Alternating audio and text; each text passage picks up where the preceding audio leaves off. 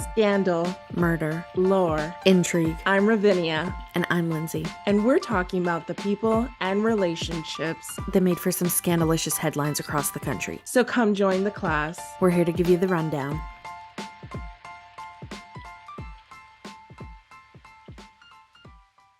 Hello, everyone. I'm going to run this episode this week, and we're doing the murder of Laci Peterson. And we're really going to talk most about if Scott is innocent, because a lot of people think he's innocent and a lot of people think he's guilty. Ravinia, do you want to explain your look? So you can watch this on YouTube, and she's got a different look going on. I'm going to let her explain. Right after filming our Selena Gomez episode, ironically, I'm convinced one of the Seleners cursed me.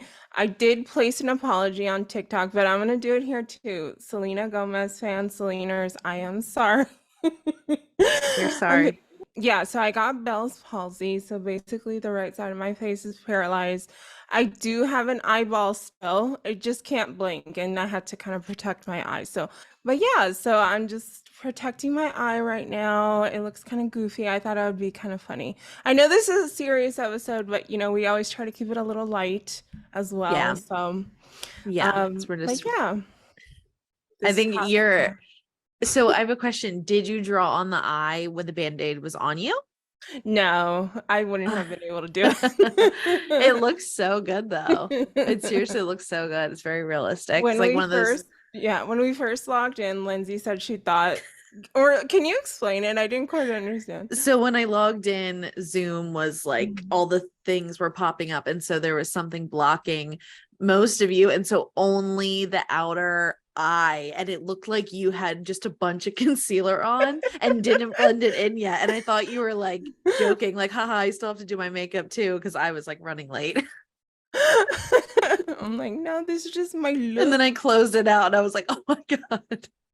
Yeah. But my sound wasn't connected, so she couldn't hear me cracking up, but I was cracking up. Yeah, so that's just a little explanation. Just going through some rough times. So prayers and manifestations are accepted and wanted for this to go away and you can get back to normal. But it's good that we even planned this beforehand for me to run this one, to do two in a row, since the Selena Gomez one was two parts. So what do you know about the Scott Peterson and Laci Peterson case from the early 2000s?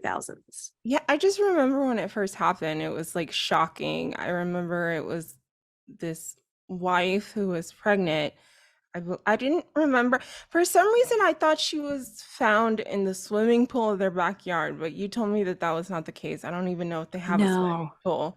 I don't know why I thought that. Oh, they did. Hey everyone, it's Ravinia. I'm editing the video right now. I just want to include a clip explaining where I got those theories from. I couldn't remember at the time of filming the episode, but now during editing, I do remember. And I do want to explain, because I'm going to include clips later in this episode that will not make any sense unless I include context.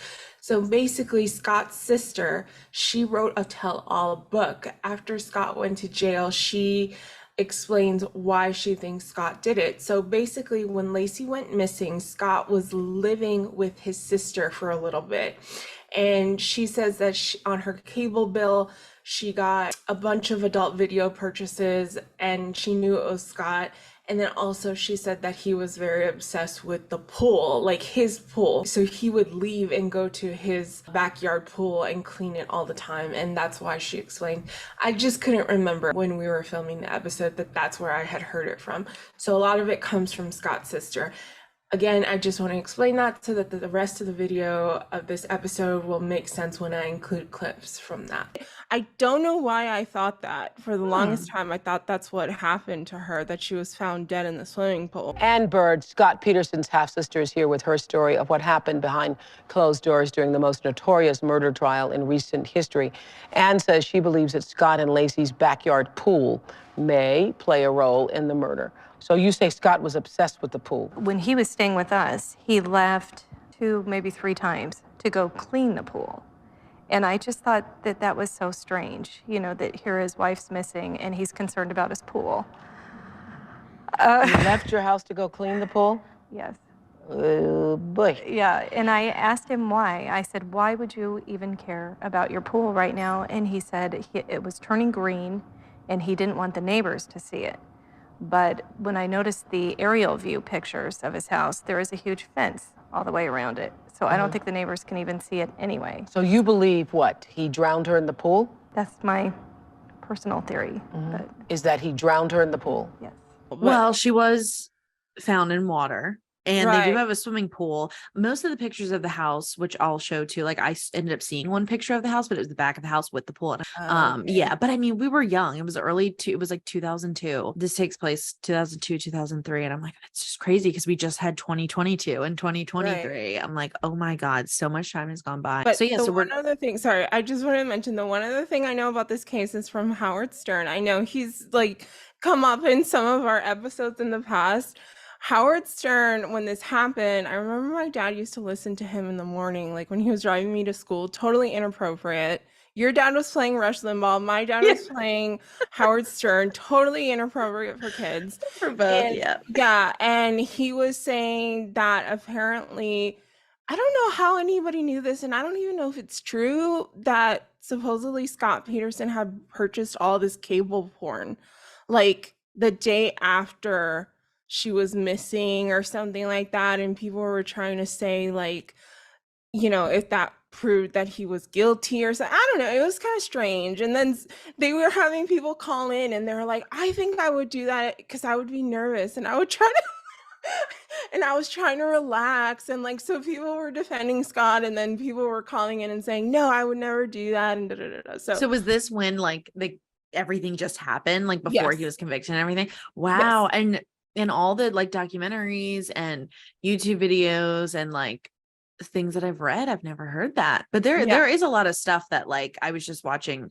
another like podcast about it and someone who really deep dives and I'm like, oh yeah, like all this information. I'm like, some of it I've still never heard.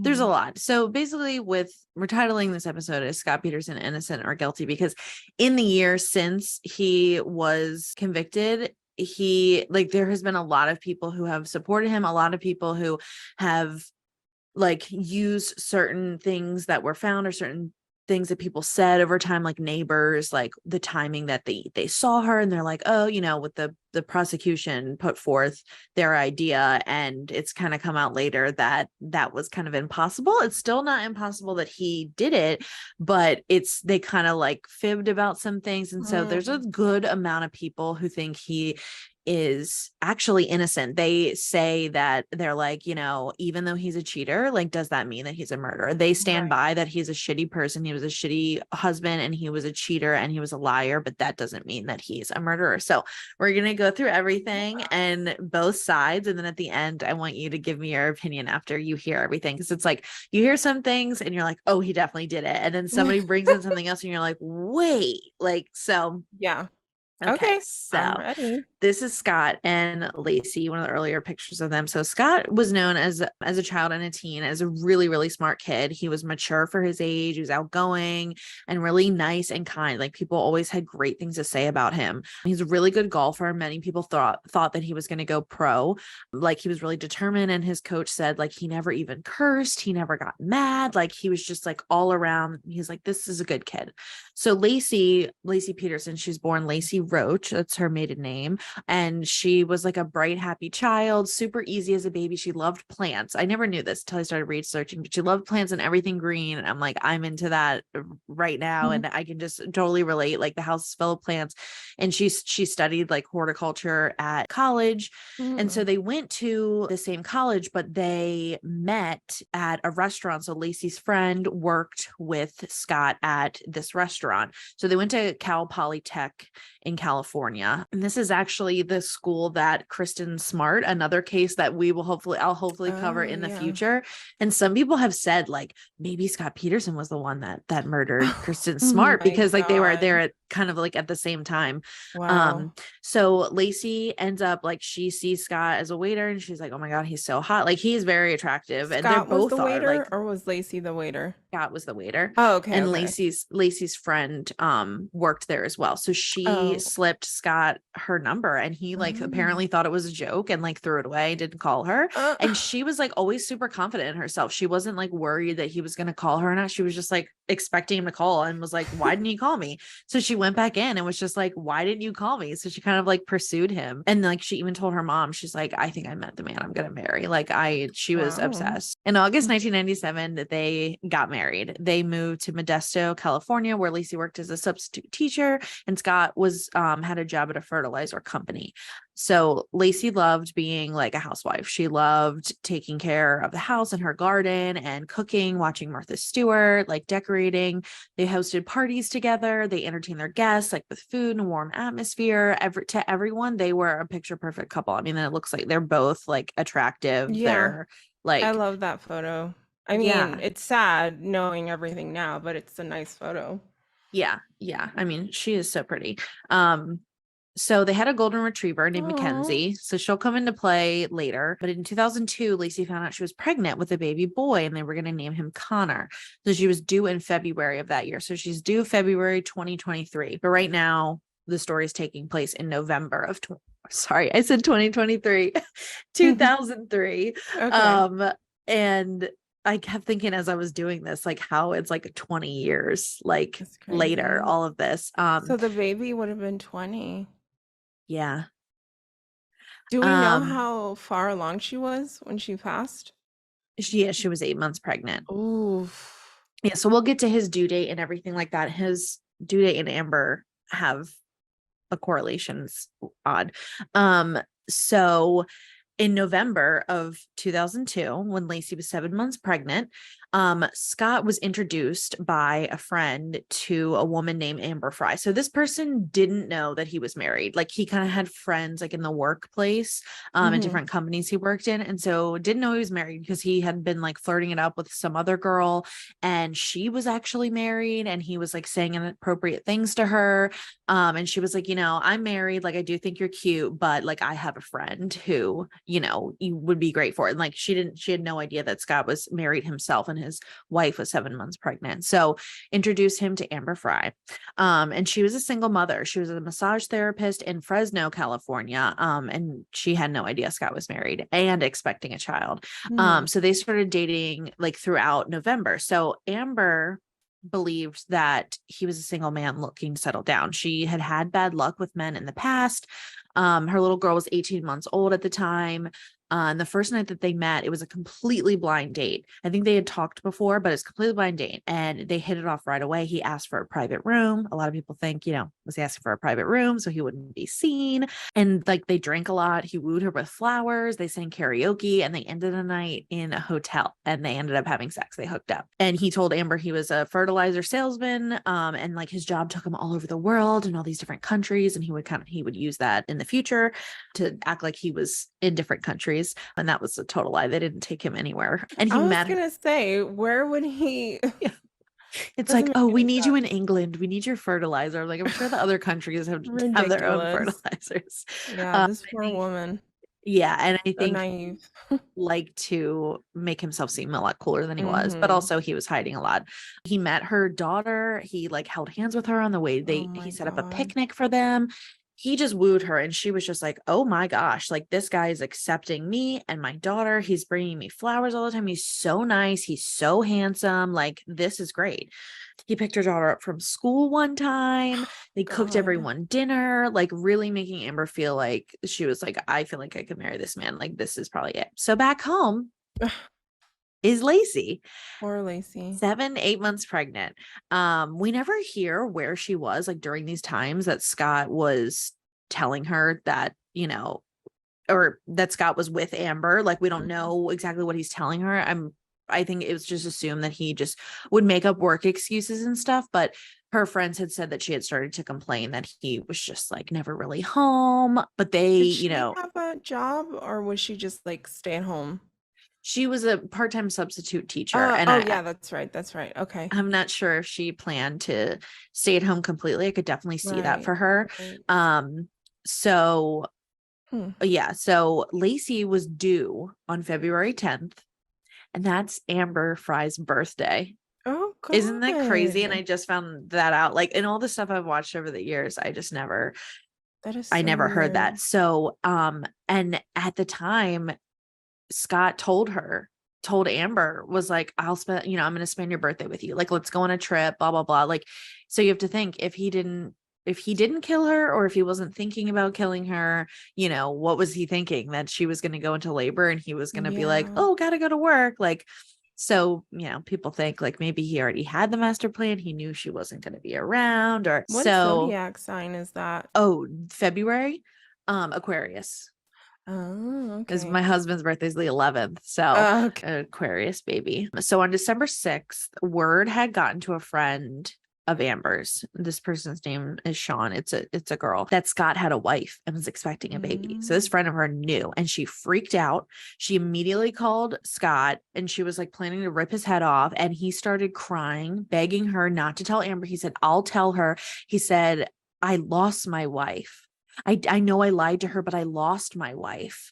And like, that's why I was too emotional. And she was like, oh, like, so you're not like currently married? And he was like, no, of course not. And so this friend ended up apologizing to him and was like, oh my God, I'm so sorry. I didn't know, like just completely playing them. What So, the but hell? she told him, she was like, you still need to tell Amber, because Amber had asked him, like, have you ever been married before? Blah, blah, blah. And he was like, no. He had told Amber that like he wasn't interested in having kids either. He loved that she already had a daughter. And he was like, I'm fine with that. Yeah. So the very next day that he knows that Amber might find out that he has a wife and a kid, he goes online and searches for boats. So he had bought boats before. He grew up on boats. Some people say that that's not weird, but it was the very next day after. Some people think maybe he started to get the idea of what he wanted to do. The child, his Lacey is like 7.5, 8 months pregnant. So that kid is coming. So if he doesn't want that child here, then he knows he has to make a plan. So yeah, he buys this boat. This is his truck. This is his boat. So you can see the size of this, because that'll come into play later. Because some people think that a pregnant mother, like, and a man, like, couldn't fit on that without capsizing. So finally, Scott calls Amber and tells her that he has something really important to talk about. He tells her that he's lied to her and he's really afraid that this is going to ruin the amazing relationship that they've had. And he tells her he lost his wife and this will be the first Christmas without her. And she said, Amber has written a book, and she said that tears were streaming down his face. He was choking on his words, like, and she felt really sorry for him. And she was like, it's okay. Like, I'm not mad at all. Like, it's okay. Like, and she didn't ask how, because she felt like, that's maybe too much. So she just accepted it. She didn't want to pry. And this guy's crying. So she's like, oh shit. Like I feel bad for him. So Amber and Scott attended the same person, Sean, the Christmas party, because now everybody thinks that he lost his wife and he is a widower. So they attend the Christmas party where this photo was taken on the right of him and Amber. So the same night, this photo on the left, which is very popular, of Lacey, this was taken of her at one of her friends' Christmas parties that Scott was supposed to attend with her. But at the last minute, he told her that his boss was in town and he called an emergency meeting, and she was like upset that he couldn't go. So like, she's like 8 months pregnant by herself at this Christmas party, and he is just like chucking it up with Amber. And God. it's really like sad to see both of those together. I wonder if she died like never really knowing the whole truth of what Scott was doing. So that's something that we'll get into later, because Oh, some okay. people think that she did know and some people think that she had no idea. So, Okay. but yes, so well before she had disappeared, like her family and friends, they ended up testifying this in court, statements that Scott had said to them in the time that like Lacey found out she was pregnant. A lot of them were like right when she found out or when they found out the gender. She had been trying to get pregnant for a really long time. And so when they finally got pregnant, somebody asked Scott, they were like, aren't you so excited you're going to be a dad? And he just looked at them with a straight face and said, I was kind of hoping for infertility. Oh, God. And so then when Lacey found out she was pregnant, she was really excited to tell him. When she told him, he had been hungover from the night before and he acted like he couldn't like be bothered with the news. Like, she told a friend that he just like wasn't excited and was just like, oh, I don't feel good. And like, it's like you look back and there's like so many red flags. But when people think that somebody is like a genuine person, when they do something weird like that, they're kind of like, well, they, you make an excuse for them. But then when you Mhm. put all the pieces together and everything everyone said, you're like, oh. Oh. So Lacey's mom was over one day and she was like touching her stomach and trying to feel the baby kick. And Lacey like told her mom, like Scott walked by and she like leaned over to her mom and she was like, Scott never likes to do this. Like he never likes to keep his hand there long enough to like feel the baby. So that to me is just like further proof that he was uninterested and he did not want this child. And when they found out they're having a boy, someone asked him if he was excited to like throw the football around with Connor. And he was like, Mhm. I don't really like football. And they were like, well, what about baseball? And he was like, I have friends to do that. So like not even thinking of excited about a future or anything. Like that Right. convinces me that I'm trying not to give my opinion, but I'm like, that convinces me that this person Yeah. doesn't want this child. So on December 23rd, so this is the night before that she disappears. On December 23rd, Christmas Eve, I like to call it, Lacey goes to a salon that her sister works at with Scott because she cuts Scott's hair once a month. So they're sitting there and her sister is cutting Scott's hair. So Scott offers to pick up a fruit basket for Amy, the sister, that she had ordered because he was going to go play golf the next day at a course nearby. So he was like, oh, I can pick it up for you. And he also told a lot of other people, he's like, I'm going to play golf on Christmas Eve. So that plays into the story later. So we'll just have to remember that he said that many a times to different people. And so then Lacey's mom spoke with her on the phone like around 8:30 that evening. And then that was the last time that any family had seen her or spoken to her. So Scott later told the police that he saw his wife at 9:30 in the morning on the 24th on Christmas Eve when he left to go fishing at the marina. So he was supposed to go golfing. He told everyone he went golfing. He even told people after she disappeared that he went golfing, but he told the cops, oh, I went to Berkeley Marina. And he provided a slip, like a ticket slip for them. So we know that he was there. So I'm wondering if he's like, wow, I don't want to get caught in a lie with the cops, but then it's like you got caught in a lie with everybody else. Also, Modesto that is near San Francisco. So even though it's California, some East Coast people think that California, like up and down the California coast, is like warm as heck and sunny all the time, but it gets cold. And this is Right. December, the end of December. So people say like, well, he didn't go golfing because it wasn't it was too cold to go golfing. But if it's too cold to go golfing, it's way too cold to go on a boat in the Yeah. bay. Like, It'd be oh so my cold. God. Yeah. So he said he was like, Lacey was watching Martha Stewart. They were watching a show about meringue and prepping. She was prepping to mop the floor. So there was a Martha Stewart was talking about making like a meringue pie or something that morning. So they're like, okay, like, did he devise this plan? And so he tried to do what she would do to like have things Right. to say, or did that actually happen? Was she actually still alive that morning? They had a cleaning lady who had come over the day before and she had swept and mopped the floors. But Scott said that Lacey was preparing to mop the floor. And the cleaning lady said that, Lacey was on the couch. She was tired. She's super pregnant. So it's like, why would she want Especially, to? yeah, I was gonna say at 8 months. I mean, like, I've never been pregnant, but I know a lot of people who have, and they're like, when they're that close, they're just like, no. Yeah, over it. It's like, no, you don't do anything. Like Plus, yeah. that's why So they have them made.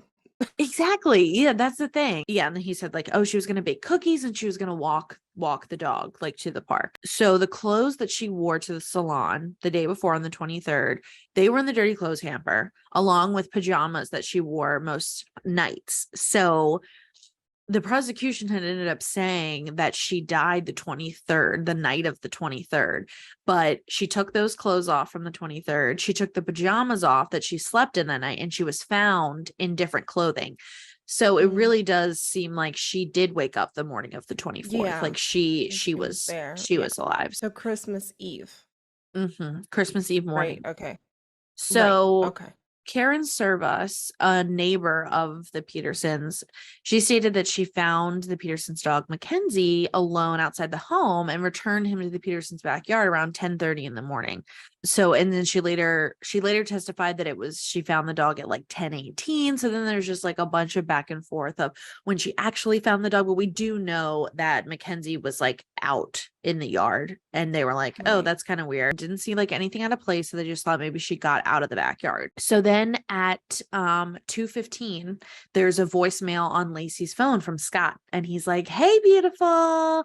It's 2:15. I'm leaving Berkeley now. So he's like talking to her like so sweet and kind, like they're first dating. I feel like a lot of wife killers do this, that they'll like leave a voicemail, they'll like Yeah. call and be like, hey, and try to be like super, super nice. It's like, that's not what you normally would have done anyways. Right. So you're just like, you're letting us know that you're full of shit. And so then he got home and he said Lacey's car is in the driveway, house is empty. He said he found Mackenzie in the backyard, and he thought like, I don't know, that's weird, maybe not. And then he just like gets in the shower and he's like, okay, nothing's fine. I don't know where Lacey is. I haven't she's not at home, but like maybe she is. I don't know. So he like takes a shower and he showers and washes his clothes. A neighbor said that Scott ended up knocking on his door asking if he's seen Lacey. And the neighbor and the wife both testified that Scott said like, oh, I had been golfing today and like I tried to call her and now she's not home. So he's still telling people that he's playing golf. So he calls her mom, says he can't find her. And then, the missing posters come up. Like they do a missing persons report and the whole search starts rolling on. Hundreds and hundreds of people from Modesto and the surrounding areas go out to look for her. So when the detectives arrive at the home, Lacey's keys, wallet, and sunglasses were in her purse in a closet. And one of the detectives said that he said, I suspected Scott when I first met him. It didn't mean he did it, but I was a little thrown off by his calm, cool demeanor and his lack of questioning. He wasn't saying like, will you call me back? Can I have your cards? What are you guys doing? He wasn't eager for her to be found. And he just didn't seem like a man who was crushed or even greatly disturbed by his wife's disappearance or possible death. And the detective, it's like, I so trust like their initial impression. Like a lot of times they're correct when they're like, yeah, they weren't acting pretty upset. Like, it's like, no one can judge someone's grief, but sometimes it's like, you're not eager. You're not asking like questions, like, let's find them. And you're just like, oh yeah, they're missing. Like, that reminds me of what was John Bonet, the exactly. dad, how the Not FBI waiting for the agents- phone call. Yeah. And yeah. So Scott tells them that he had gone fishing at the Berkeley Marina. So they immediately go and search that area. Berkeley Marina is 90 miles from their house. Like that's a long way. I was looking like where I would have to drive. Like I'm in Northern Virginia and that would be me driving to like Delaware. I'm like, that is a long way. And especially if that was like a second, like or last minute decision on Christmas Eve too. Don't you think you'd be with your pregnant wife and not be like, oh, I'm going to golf. Maybe I'll go fish. It's just a normal day. No, it's Christmas Eve. So this is Scott's freezing as hell too. I know. Yeah. So these are Scott's parents and like, his parents and the in-laws initially portrayed them as like the ideal couple and they defended him. His parents are still defending him to this day. They do not believe he did it, but her parents initially were like, no, he's a good guy. They're a good couple. There's no way, blah, blah, blah. This is Scott's parents right here. Yes. These are Scott's parents. Yes. So Amber informs the police of their relationship. She is sent, I believe it was like a newspaper clipping or a newscast, and realizes that he has been completely lying to her. His wife is currently missing and he was full on married the entire time. So she goes to the police and she agrees to record their phone calls. So this is just an example of one, like I'm pretty sure this is the one where he is stepping away from a search for her, a group search, like stepping away from the crowd and calling Amber and pretending like he had been in Paris. So he was like, oh, I already, they had talked before. So this one she is calling him because New Year's like just happened where she is. And also he is. 1st. What a way to start the year. Yeah. Happy New Year's. Happy New Year. I just stepped out of the room because it's so loud and crazy, and I thought, I knew you'd be calling, and I was like, I didn't want to be in the middle of that because I would not be able to hear you. Oh, Yeah, it's just kind of sad that you're not jumping up and down with everyone. Oh, it is insane. I didn't think Sean's party was going to be so insane. I just want to say that she is like such a good actress. They said the first time that they did a recording, they had just bought her the recording stuff and he ended up calling. And so they're all sitting there and they're like, oh my God. And she was like, no, because she was really hoping that he would confess to her, but she was like, I'm going to play dumb. But you can hear how he pretends like he's super, super tired and it's like the time difference, but he's literally in Modesto. Like he's in the same state as her. Because she's always going to be quaint. There's not going to be that many people. And they're singing karaoke, and I was like, oh my God. So, how are you? I'm tired, but I'm happy to talk to you on New Year's. So tell me, what is your New Year's resolution? Oh, I didn't even think of one. Just some songs. I kept telling them they weren't good, so I haven't really looked at the karaoke category, but, Yeah. So right here, I've listened to a lot more of this. He continues to ask her, like, what song did you sing? What song were they singing? And just when he kept doing that, I thought, I wonder if he was wondering if she was recording the conversation and trying to like catch her in a lie, like not confront her with it, but just like, you know, for himself to be like, oh, like if she can't tell me what songs, because she keeps talking and he said, well, what did you sing? And she was like, oh, I can't think of the name. Cause I know me, like if I were her, I'd be like, oh crap. Like if he asked me what songs were they singing, I would have to think of a song right away. And like some people are good at that. I'm not good at like just thinking of stuff like on the job. Yeah. You can never go wrong with Journey, Don't Stop Believing. Yeah, I know. That's And there's so many classic karaoke. songs, but yeah, so I just had that thought that, you know, maybe he assumed. So yeah, so I'm going to go to another video. Amber comes out and tells everybody that she has been having an affair. And this is when Lacey's family immediately steps back from Scott and believes that he did it. When they showed his mom a picture of him and Amber, Lacey's mom immediately said, why did he have to kill her? Like she was convinced.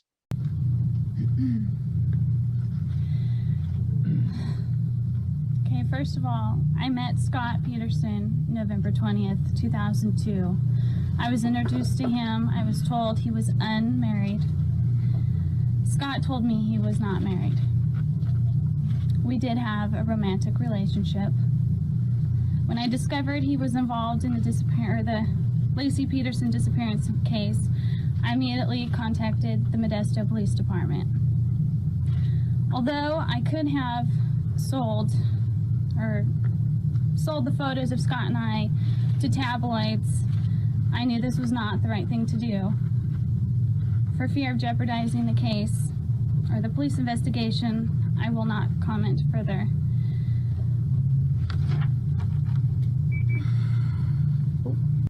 So right before, she looks so nervous. I know. So apparently like that speech was written on a napkin in a car on the way to do this press conference because I think one of the newspapers was saying like, we're going to release this. And they were like, we want to be the ones to release the Amber Fry thing. Cause they knew the second that this girl came out, an affair came out, that it was over for him. And like, you know, so this was quick too. She didn't even have time to prepare. They were like, you gotta go. You have to stand up in front of the world and look like the mistress. And I'm even like, when I was younger, like seeing this, like I kind of had like a biased attitude towards her, like, oh, the mistress. But it's like now looking at her, I'm like, this could have been me. This could have been you. This could have been like, you know, like so many people, like especially meeting guys online, like dating. Now I feel like it's harder because they have social media, and back then there wasn't Facebook. She couldn't check Instagram.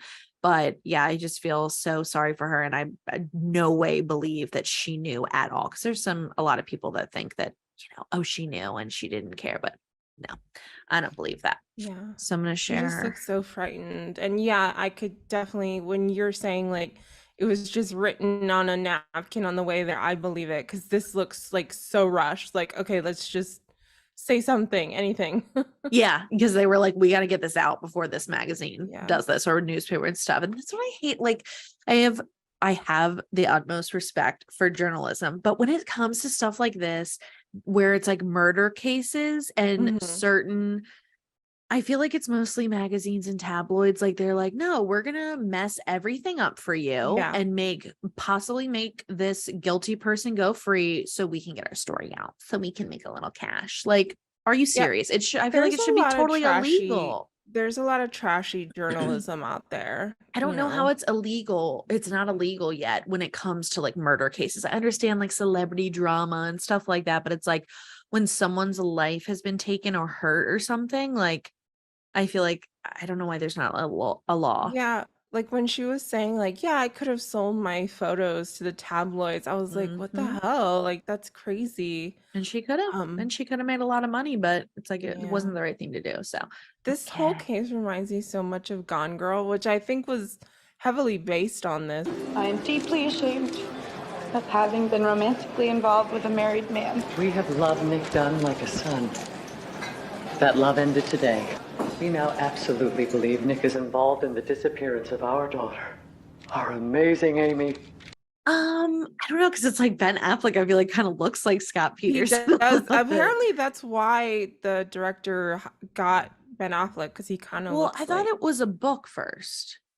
It is. Okay. But the book you think was based off of? I think it was inspired. So it wasn't until April 13th that Connor's body was found in San Francisco Bay. So this is a little map to kind of give you the gist. Is like, yeah, like I've never been to California, so I'm like, I don't know what this stuff looks like. So Berkeley Marina is down at the bottom, and I guess the current goes north because like they floated. You could see where Lacey was found and where Connor was found.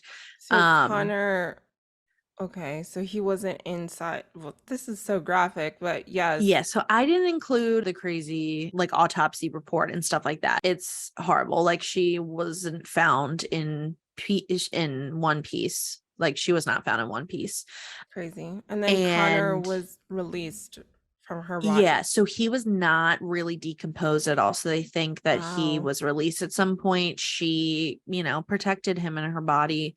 And I wonder if he was still in the placenta, I guess. I don't so know. no, he wasn't, but that placenta was found, but the umbilical cord was still attached to him.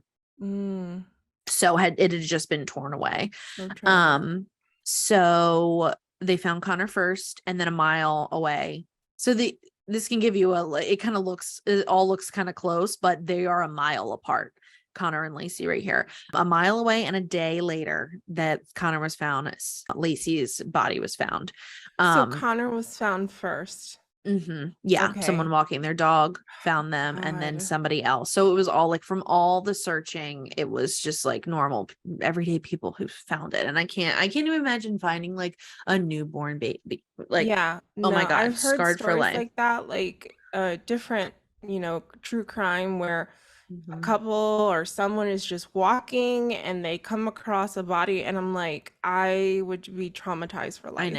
I know. So the detectives had been tracking Scott. So they knew that he was all the way in San Diego, which, where San Diego is, it's very close to the Mexican border. So they were far afraid from this area. Where did they live? Modesto? Yeah, Modesto. So San Francisco is more like the north side of California. San Diego's all the way at the bottom. And so they were really afraid that he was gonna run. And so especially when they heard that a baby was found and a woman was found near that area, they figured it was gonna be that Lacey and Connor. So they started getting on to Scott. They were like, okay, we're going to apprehend him because we're really afraid he's going to run. So April 18th, they apprehended him. So at this time, like along with the rest of the world, we only knew that there was a female body and there was a baby. Scott didn't know either. He had asked them, like, do you know if it's them? And they're like, the DNA tests haven't come back. We're not sure, but they apprehended him. They arrested him and everything. But when they found him in San Diego, his hair was dyed blonde. He had a goatee. He looked different. He had $15,000 in cash in his car, his brother's ID, and multiple cell phones. You can't tell me that he wasn't going to escape. Like his family and people who think he's innocent, they're like, well, his family lived there and he golfed there and he was just going to go golfing. And there's like all these excuses why he has his brother's ID and multiple cell phones. And they're like, well, he wanted to be unrecognizable because everyone knew who he was and he was getting like, so far, everything you're telling me, I have no reason to think this guy is innocent. I know. So later in the day, after like he's in the police car with them and they have a long drive from San Diego basically to San Francisco. So it is confirmed that the bodies are Lacey and Connor. And when they told him, he was just stoic. He didn't show emotion. And since they had a long drive, like they stopped for lunch and at this burger place. And one of the cops asked him what he wanted. And at first the cop thought there's no way he's going to be hungry. Like there's no way he's going to have an appetite. And Scott ordered a double cheeseburger, fries, a milkshake, like all this food. And I think it's because he's like, this is the last good meal I'm ever going to have.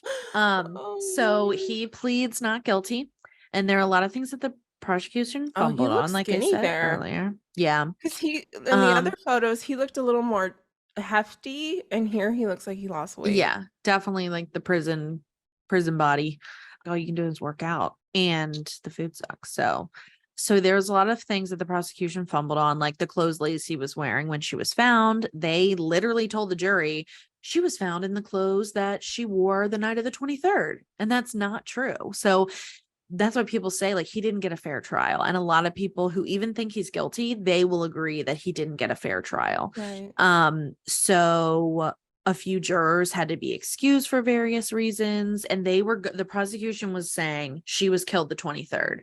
When you look at the evidence and it's like, she probably was alive the morning of the 24th. In the morning. But that would mean he would have had to do everything in broad daylight, which is another thing that people point out. Like, oh, that would have been impossible. Like no one saw him. Like he had to have done it at night. Christmas Eve. Nobody's out. Right. And he said that he went fishing. Was it in that area where her body eventually washed up? Yeah. So he said he went fishing in the Berkeley Marina. Okay. And then north of that was where they were found. Yeah. So I'm sorry. Check and mate. Okay. Yeah. We're done. We don't need to talk to you. I'm kidding. Case closed. Solved. He's subsequently found guilty. The judge sentences him to the death penalty by lethal injection. And honestly, I know some people hate the death penalty. I'm like back and forth. I don't like it when I think about someone innocent possibly being sentenced to death. And I'm like, life in prison sucks just as much. They can suffer. It's not an easy way out. But like for people that I'm convinced did it, I'm like, I just want the judge to say you're sentenced to death. Like, and all the cases that I watch now and I watch them live, I'm like, I don't get to see any death sentences. Like, come on. And I'm like, so many of these people like Lori Vallow, Alex Murdaugh. It's like, come on, give me some death sentences. I hate saying that because I know that like your old conservative ways are coming out. You're like, give them death. I know, but I don't know. So the only times where I'm like maybe okay with the idea of like a death penalty is like when there's no, like we know they did it. They're like the mass shooters or like bombers. It's like we know they did it. There's literally film evidence. I know that one guy who this was in the 90s who blew up the building. Oh yeah. Children in Oklahoma. On the first floor. Oklahoma City bomber. I know he got sentenced to the death penalty.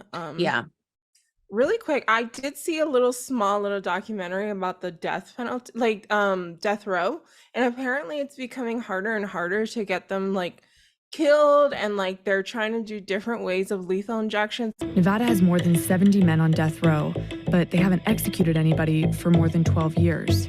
So when Dozier volunteered in October 2016, it sent the state into a tailspin because they didn't actually have a way to execute him. That's because by 2016, every supplier of FDA-approved lethal injection drugs in the country had banned the sale of their products for use in executions. Nevada was forced to search for a new solution.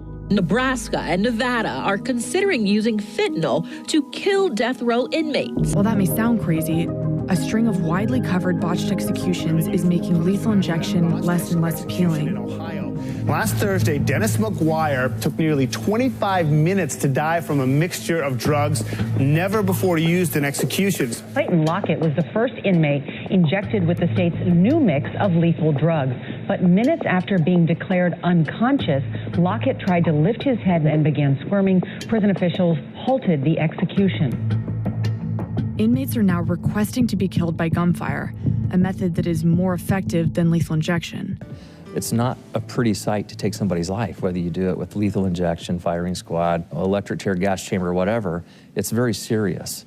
And you know, the thing about the optics of the firing squad is it brings back the seriousness of what we're actually doing. Generally, we'll use 5 shooters, 4 of which will have a live round, 1 will have a blank pin the target over the heart, and then the orders are given. Because the lethal injections don't really work. Like, they'll still be alive and like... Yeah, I've heard sometimes they don't. They So well, they're trying to bring back like the firing squad. Oh yeah, that's crazy.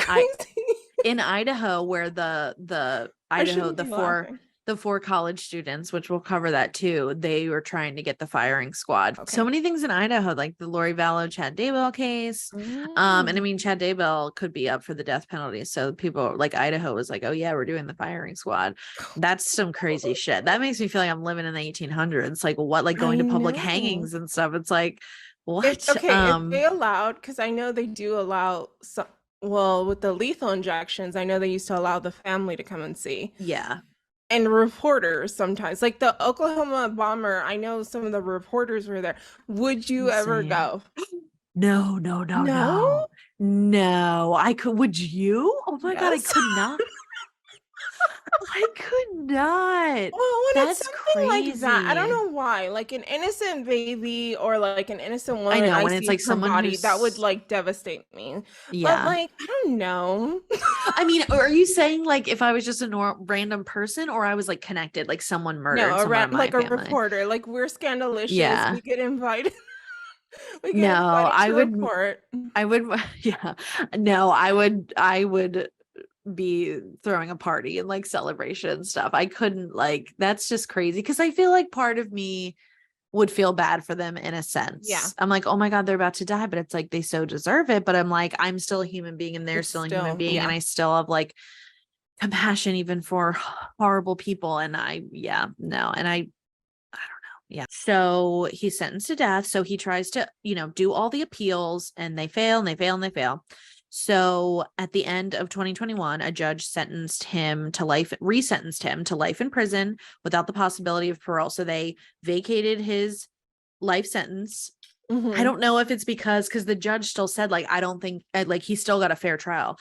Because Scott and his attorneys were trying to get a retrial. So up until 2021, like, we thought he may get a retrial, but the judge was like, nope, you're not going to get a retrial. As recent as 2021, huh? Mm-hmm. So they were like, nope, I'm not going to get, and this is the recent photo. Like, this is his latest. Yeah, he doesn't look so young anymore. Yeah.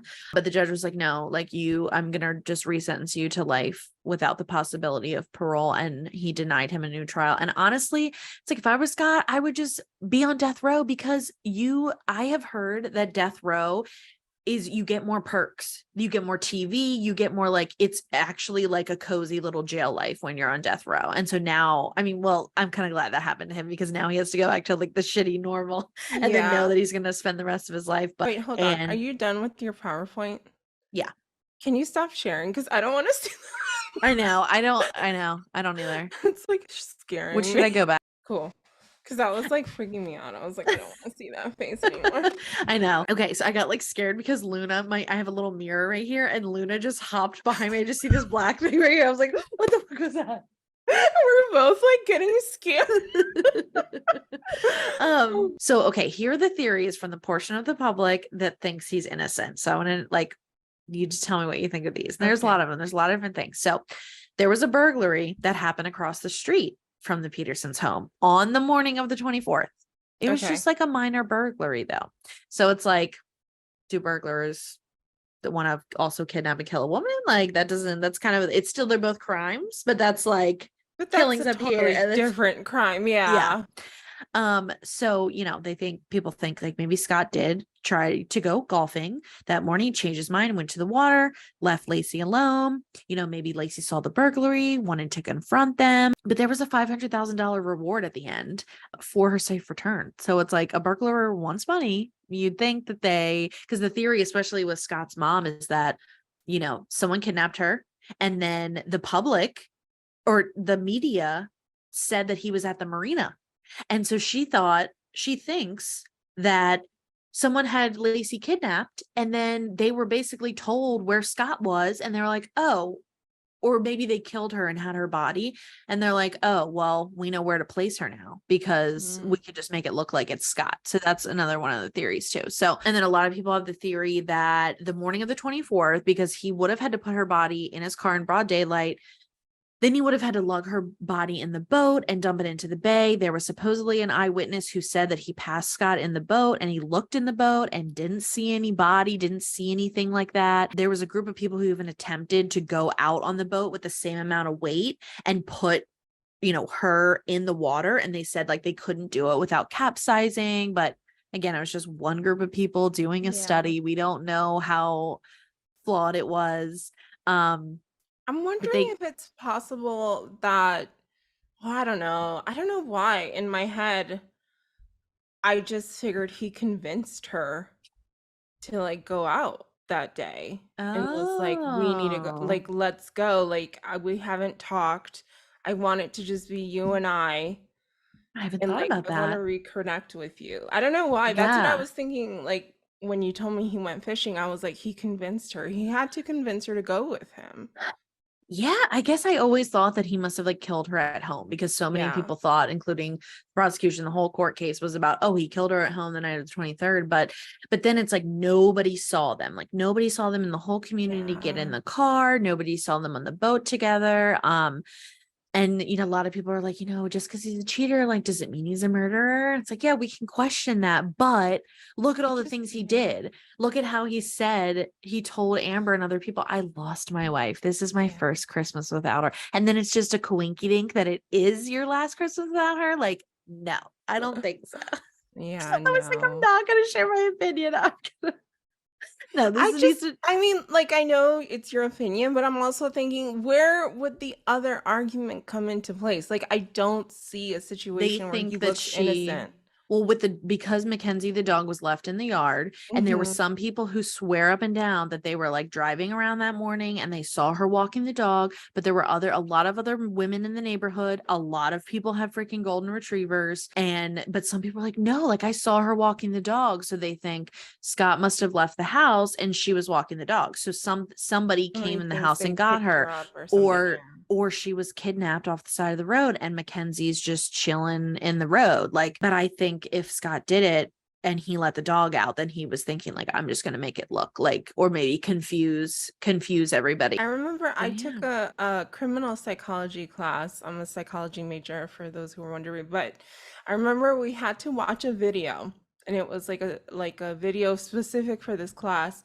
And all we knew was that a crime was going to be committed in the video. So like everyone had to watch it. And then at the end, they're like, what was the color of the shirt that the person was wearing?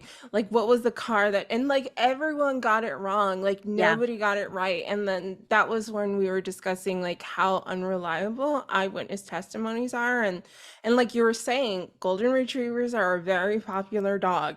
Lacey, she has brown hair and she's kind of short, it's like, I don't know. And she walked the dog many a times too. So they think a lot of people like had seen her the previous day. Yeah. And like had seen her another time, or maybe saw her pretty much every day, that they were like, yeah, I did. But I'm glad you brought that up because that is so true. A lot of people bring in the eyewitnesses like, oh, the guy that saw past Scott in the boat and looked inside the boat and didn't see anything. Like all these people, even it doesn't mean like it's such a low percentage that that's actually what they saw. Like, but I think a lot of people immediately believe eyewitnesses and they're like, oh yeah, they saw that. But it's like, yeah, there's a lot of things we don't remember, but also a lot of things that we remember how we want to remember them. Right. So, and unfortunately, yeah, this was like in 2003. Like, I guess the area that he was at, the marina, didn't have like cameras and I stuff. know. I feel like now it's so harder to commit a crime, which is know. great because there's cameras and everything. And so you look back at these old ones and it's like, yeah, if there was social media, Amber would have figured out, like he wouldn't have been able to hide that he was married. And I'm sure Lacey would have been all over, all over Instagram and stuff like that.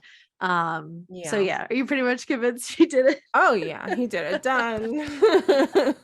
Case closed. Yeah, I think, I mean, We'll have to wait and see what comments we get, because last time when we did John Bonet, I was like, it was the dad, and then we got bombarded. He was a nice guy, the person who was commenting, but he was like, no, it wasn't the dad, da, da, da, da.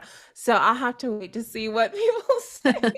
I don't think people will be as crazy as John Bonet, because that one's just like the true crime of all crimes. Like this one's a popular one and was like a big scandal, but I don't know. Well, definitely we'll probably hear from some female admirers of his that think he that think he's innocent, but like the typical high profile case, like he gets love letters in jail, and women that and he was already attractive, so I can't imagine how many women are like, oh my god, it's so hot. Did he get a girlfriend and get married? I know that happens to some of those. Yeah, I'm not sure. I'm sure he's had girlfriends. I haven't heard much about him in jail. I don't know. I've never ended up hearing, like Chris Watts was another like family annihilator, and he gets love letters and he talks about. So I just watched the Chris Watts story on Netflix this past weekend. I was completely floored by that whole thing. Yeah, I have to cover that. That one's crazy. That is such a story for me. I'm like, why don't you get a divorce? Why don't men get a divorce? Yeah, I know. Scott could have done that. Chris Watts could have done that. Something that happened with Chris Watts' case, the latest video, this girl on TikTok was covering it, and she was like going really in depth, and she was talking about how Chris, like, he just didn't assume anyone would care that much to look for his wife, because he didn't care, because he spent all that time not giving a shit about her and wanting her gone, that it's just like messed with him, that when he did the crime, he was like, people aren't going to care that much because he didn't. And it's like, he couldn't see that there's so many people that loved her. And I feel like the same could be said with Scott. He's enamored by Amber. He knows that he allegedly had cheated on Lacey like multiple times. And like, so he probably thought like, I want to continue doing this. I like to, meet new women and stuff. And like, I'm going to be tied down with a kid. And then in his mind, he starts removing himself from her. And then, so when he murders her, he's thinking like, people look for a little bit and then it'll die down, but they forget that other people love them. And men's like emotional intelligence like really floors me sometimes. Like, again, with the psychology class, I'm sure I'm gonna get some haters in the comments like, whatever, intro to psych. I am a psychology major, okay? Yeah, I remember we had this class, and it was a video, and they were showing men, like young men. It's like those pictures, like stock photos, and people were making expressions. Sorry, by the way, when I talk, it sounds a little funky. This side is paralyzed, like I said. But they were making, like, the stock photos, there was expressions like the person was clearly angry, or the person was clearly crying, or the person was clearly happy. And they would show the men these photos, and they'd be like, can you describe the photo, like the emotion? And they'd be like, I think like bored. And she was like clearly crying. And then like they would do the next one, and it was like she was angry, and they're like, I think she's like, I don't know, like maybe confused. And like, I was so shocked. Yeah. Okay, you're doing a super job. The images look great. As part of the test, after you're loaded into the machine, they have you look through a mirror at pictures of faces. Then they ask you, figure out the expression that these faces are making, and I'll ask you about them when you come out of the machine, okay? what is the expression on the face? Then they watch which part of our brains we use while thinking about that. Later, they test us further with the same faces. Shocked. Angry. Sad. Happy. What they found is that teens, especially the younger ones, just don't see things that are obvious to us adults. Not surprised? This man looks shocked, anguished, but OJ doesn't see it. I don't think they have a word for that expression. You don't think he's shocked? No. He didn't think this woman looked upset. You don't think she looks sad? Something bad just happened? Not that bad, no. Jürgen Todd says this helps explain why teens often exercise bad judgment. They just don't see what we see. They may not realize the teacher's mad or that their girlfriend's hurt. Their brains aren't adult or mature, and they don't yet have the wherewithal to do everything we expect them to do. To me, hearing this kind of stuff where the guys just can't even see past their own vicinity to understand that people give a shit about these women and are gonna care that they're missing is just like, yeah. Sorry. Yeah. I guess No, I mean, yeah, but like when I heard that about Chris Watts, it really stood out to me. And then you can see that with Scott too, that it's like in their mind, they are just, and they're narcissists as well. So they're just thinking all their thoughts are correct. And yeah. Dr. Keith Abloh is an author and forensic psychiatrist who is an expert on sociopaths. So it'd be an interesting conversation to have with him. First of all, you say Scott Peterson is a classic sociopath. Tell us what that means. The hallmark of a sociopath is someone who lacks empathy, who can't resonate with another's feelings, and who is going through life, in fact, almost imitating a human being. Ah. It doesn't have to be that a sociopath is from the earliest years committing crimes, et cetera. A classic sociopath just can't feel for you in the traditional way. He is clearly, and mentions it in her book, sort of imitating a person. He'll use stock phrases from movies. He'll describe his relationship with Lacey and say, she completes me. Well, we know that that's from a movie. Right? McGuire, So if you look at him and you try to determine, well, is this a person I'm talking to, or is this sort of a hunter-gatherer of experiences, words, phrases that he's using to try to relate to you? Yeah. What you love about Lacey? God, I think you can sum it up pretty easily with looking at her photograph. The photograph for a big smile in the press. And tell me what connected you two right away. I know she's got a beautiful smile, but what linked you guys? I don't know, just being able to complete each other. So we've cracked the case on this one. We have made a decision. But no, he's going to spend the rest of his life in jail. The electric chair. Yeah. I don't think that he even has any other appeals. I don't even know what he could do. And I don't know, maybe he will confess at some point. Because that's the thing, a lot of people just want to know what happened, dude. What'd you do? His like, sister wrote a book. Did you hear about that? No. I heard her interview. She called in and they were interviewing her, and she just was saying that like her brother, like the family just treated him like the golden child. I think that's even the name of the book, like the golden child or something like that. Yeah, he kind of acted like a golden child. Publicly, Jackie Peterson, Scott and Ann's mother, painted a picture of family unity behind closed doors and says she saw a different side of Lacey and Jackie's relationship. Jackie's and Lacey's relationship was, I don't know, I think only those two know how that really meshed, although there were some things that I saw, and I think there was a little bit of criticism that came across on Jackie's part. I actually brought that up with Scott, and Scott said that yes, that was a continual problem.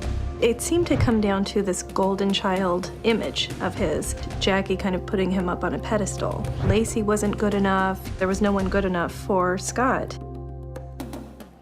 Tell us about the golden boy. From the first time you met Jackie on the phone, I understand, correct? Right. She was telling you need to meet Scott, your brother, because he's the golden boy. Right, and I had heard him called the golden boy from several other relatives.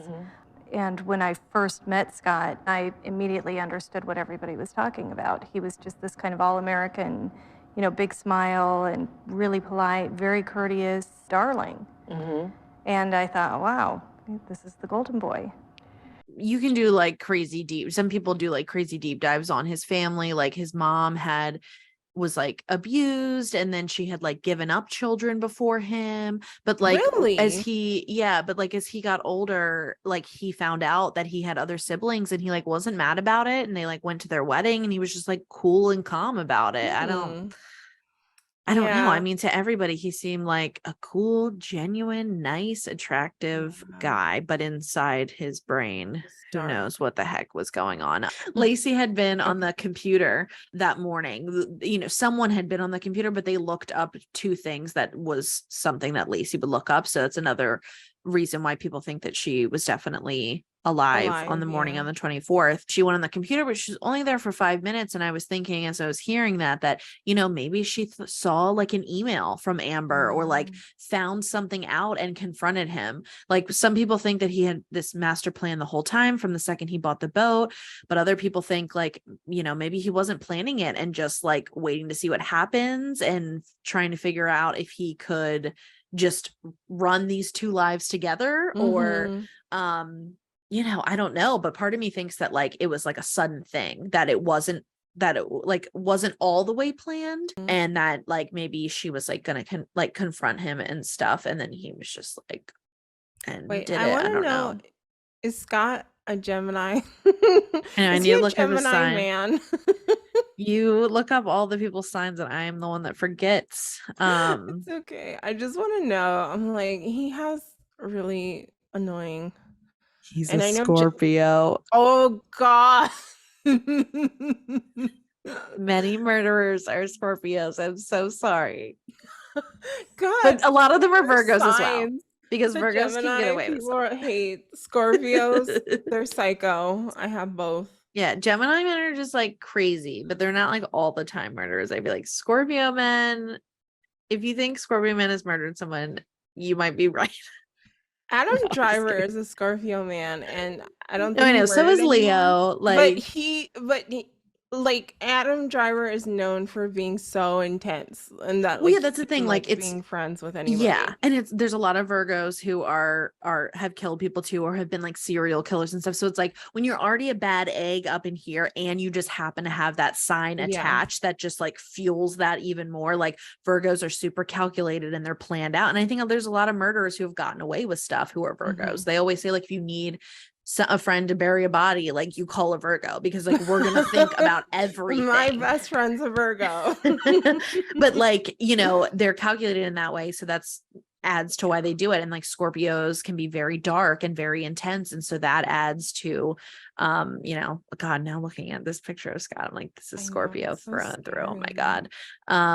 Yeah, so he's in jail for the rest of his life, and he sucks, and Yeah, I women look out for remember the red flags. hearing his sister was saying, so the DJ was asking her like, do you think Scott did it? And she's like, I just remember when I talked to him that he was crying. And it's funny because you said Amber mentioned that he was crying. I think he knows how to cry on command or something. I know. And she said that he was crying, and she's like, I don't know why. I just felt like it was crocodile tears, like nothing. Like I saw the tears come out of his eyes, but she's like, I don't know why. It did not feel real at all to me. Yeah. And she said that she visited him, like, you know, where they have like the visiting, like the plexiglass in between and the phone, and that they flicker the lights when the visiting time was coming to an end to notify. And she said that he like was like that, and it was like I you know, I was listening out into the radio, but I could picture the whole thing. And she said that they were flicking the lights, and he was like just like intensely looking at her, and she's like, and he was like, I didn't do it. You know, I didn't do it. And she just said that she just went like completely cold, and she was just like, what the fuck? Like, and this is his own sister. That's so crazy, because it's like in all the things that I've seen, that's what I'm saying. Like, there's still so many things like I don't even know. Like in all the documentaries and stuff that I've watched, I've never even heard that information. Yeah, I the think Howard Stern angle. I know. And I'm sure a lot more information was put out when it was happening too. Now it's just like, I think the information that people know, there's like certain amount of pictures that people have always seen. And yeah. The fact that she was Like, I hate to even say the word, like, was she decapitated? Okay, Like, so I'll so if you want to stop watching and listening now, because I'm gonna say how she was found and what happened, and it's gruesome. So if you don't want to listen, this is your trigger warning. But so there was, I don't think this is one of those things that's kind of like iffy. Like he had like a storage unit where the boat was. This is something I wasn't 100% sure on like the facts of, but I don't know if it was like the detectives or somebody said that there was like these like, bowl shaped like cement tubes, like not tubes, but like jars, like a little jar kind of like that shaped, that I think they found cement in. So they thought that he had made these cement anchors basically. And the way she was found was that like her arms, it was her torso, her torso, shoulders, half of one leg, and then not the other leg. So it was based, so no head, no so was hands, no she feet. in half and then No, this was gone. okay. So it was just like from her neck down all the way to her torso, and then Okay. like barely any bit of her legs. Okay. So it's theorized that he put the anchors on her wrists and on her feet. And so eventually it, when she's decomposing and everything in the water, and I think you Oh, so they decompose don't even think faster. I thought for some reason I thought that she was cut up before. No, I think you decompose like faster in the water or something. And So they so found the little anchors too, right? no, they never found the anchors. They never found her They just legs or thought her arms maybe. or her head. So God. yeah. So so they knew that she had been pregnant. And so there was actually like plants and like fish and stuff like living and growing like inside of her like chest cavity. Yeah, and then Connor was not badly decomposed. He's completely intact, umbilical cord. He had like nylon like tape wrapped around his neck, but in like the San Francisco Bay is dirty as hell. I'm sure that is just from the garbage, but that's another theory that when people think he's innocent, that they're like, well, like they were killed before and they were told where to place them there because the media said, he was at the marina, so they knew where to put her. And like, so yeah, she it was basically just a torso, and so they couldn't tell that how she died at all. It was really it was a lot. She was like a shell of a person. Insane. So they think those parts of her just like floated off, like That just makes me so sad, I know. I'm just like, I don't know. I mean, so you wanted to know what I thought at the end. I mean, honestly, I just don't.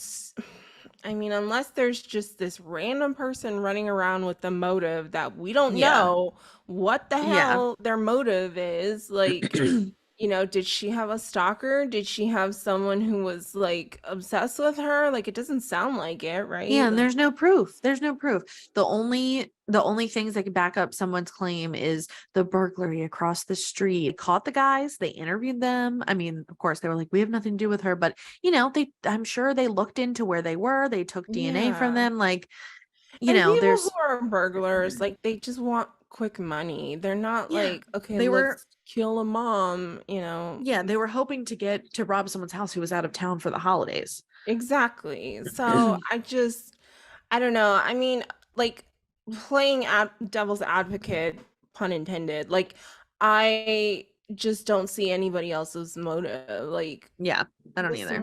like I said, like was someone stalking her? Was someone obsessed with her? It just doesn't sound like the case. Whereas Scott, I'm holding a ball in yarn. Whereas Scott, he had the motive, he had the lies, he had the intent, whatever. I'm just like, and you look at all the stuff that he said to people, besides like, oh, I lost my wife. The thing like, oh, I was hoping for infertility, and like I don't really like to play sports with kids. Like he never seemed excited at all about this kid. He had complete motive. He didn't want anything a like child. For me, this is like, I don't know, like the Chris Watts case is so similar. Like it's not exactly the same, obviously, but it's very similar. Like, wasn't she also pregnant? Yes. And I'm with the just son. like, I don't know. For me, I'm just like, I don't know. It's like this is the blueprint. And like for me, that confirms. I mean, I know it's not a hard science, right? It's just me. I'm like, no, I mean, men are weird. Well, some men are very strange and will choose to, you know, I don't know, kill Choose their to kill their wives family instead of get a divorce. It's get like a fucking divorce like a psycho, you and know? another thing that I've heard is that like these men don't want to look like a piece of shit for leaving their pregnant wife, so they would rather try to kill them and get away See, with it. that's And instead narcissism of right yeah, there. and it's like, yeah, but you look even worse if you murder them. Like, what are Yeah. you? But they don't think because men need That's therapy and they don't go to full therapy. on narcissism right there. Mhm. Like, And they think they're like, I don't care about this person. No one else is. Like, I'm going to be able to get away with this. And then it's like, it's on the national news and the web sleuths are going to come get you. And this is even before the web sleuths came out. But like with Chris Watts, like they came out and they were like, ooh, he did it. yeah. That was before I joined the community. What a time. It's funny because yeah, like there's a part of me that's like, like I feel so iffy with the web sleuths, but and there's another part of me that's like really grateful because a lot of times they're the ones who are like really, well, not 100% solving the case, but they're making it possible. They're you know? getting, if anything, they're getting the word out. That's the thing. And that's the biggest thing that people need when someone goes missing in their lives, like, and they need people to talk about it. Like it's, I mean, I see all the time, like smaller accounts, like families getting on TikTok to try to get the word out that like, you know, someone has disappeared. And it's unfortunate because there's a lot of them that just don't pick up coverage and there's a lot that do, and the ones that do is always grabs people's and it's attention, usually you if it's know? a white girl then everyone's talking about it, and then if it's a person of color then they're like yeah, like we should cover the one of I forget the girl's name, but she went to Mexico and like one of the girls like murdered her, and they're just, it got coverage for a little bit, and I don't want to say her name wrong. It's like Chandra something. I remember Yeah. the girl who she was a senior in high school. She graduated and she went to Kokomo or something, or not Kokomo. What the Bermuda? Oh, Natalie Holloway. Yeah, and that one everyone was all obsessed with too. Yeah, and there's an update with that. The guy that was, I think he was like in trouble for her disappearance in Aruba or another country, I don't know, but he's being extradited to the US to be put on trial for her thing. So we'll have to cover that too. There's so many. Unfortunately, so many. Yeah. So can we tease next episode? I wanted you to do John Green just because you made that TikTok. And for some reason I thought John Green was like dead and like an old man or something, but he is like a young guy. So I'm curious about him now too. Because you made that TikTok and everyone was like, oh my God. I'm like, I don't know. I'm out of the loop. I don't know who that is. Yeah, and I'm pretty sure he responded to me, guys. Like, yeah. We got that. We'll have to include that. Yeah. That's a good teaser for next time. John Green responded to me. He called me out personally. Well, what is it? He like subtweeted you basically, TikToked you. He TikTok subtweeted me more or less. I'm convinced. I'll bring receipts. This is not me just talking out my ass. Like I will actually bring receipts and explain why I know he saw my video. Yeah. So that'll be the next episode, but thank you for joining us in this one. I hope we convinced you that he is guilty. I know people in my personal life who think that he's innocent, so I'm so sorry to you, but hopefully yeah, I mean, you can come up with coincidences for pretty much everything. But I feel like no such thing as a coincidence. Yes, but also that but you know, I always say this, like the simplest answer is usually the correct answer. In a lot of true crime cases, there's all these what ifs. Well, but what if this, but this? And it's like when you remove all the bullshit, the simplest answer is probably the answer. And if a man is saying, I lost my wife and this is my first Christmas without her, he probably did kill her. Probably. Yeah, no, I agree. I totally agree. Well, thank you guys so much for listening. Stay tuned for the next episode. We'll see you next time. Yes. Bye. To watch the video version of this podcast, search The Scandalicious Podcast on YouTube. Follow us on Instagram and TikTok at Scandalicious Podcast. If you have an episode suggestion, our email is in the show notes. Thanks for listening.